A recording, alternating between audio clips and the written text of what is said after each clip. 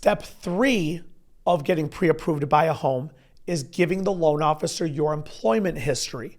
Your employment history is the name of your employer, their name, their address, your start date. We want a 24-month employment history to see where have you worked for the last 24 months.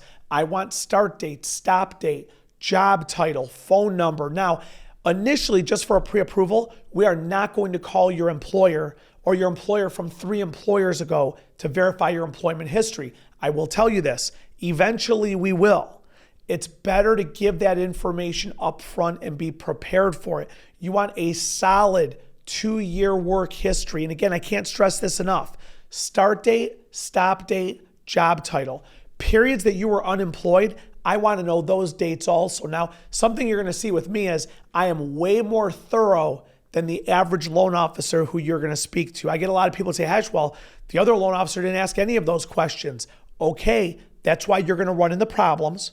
When do you want to run into problems? When you're applying for the loan or the day before closing when you've already got the moving van, you've paid for a home inspection, an appraisal, maybe your earnest money is non-refundable, you've already given a commitment to your apartment that you're going to be out by this date, you've broken your contract, and all of a sudden the day before closing, the whole thing goes upside down and you get declined. Trust me, that happens a ton.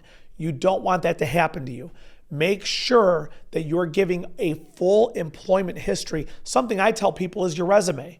If you don't have a resume, come up with a resume, start date, stop date, this is what you want to do. The third step to getting pre-approved is telling the loan officer your employment history. Now, also with the employment history, we want your W-2s for the last 2 years. We want 2 recent pay stubs dated within the last 30 days.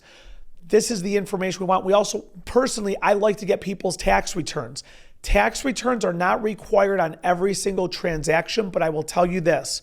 The more information you provide me with upfront, the less likely I am to run into problems, issues, or make mistakes on your file.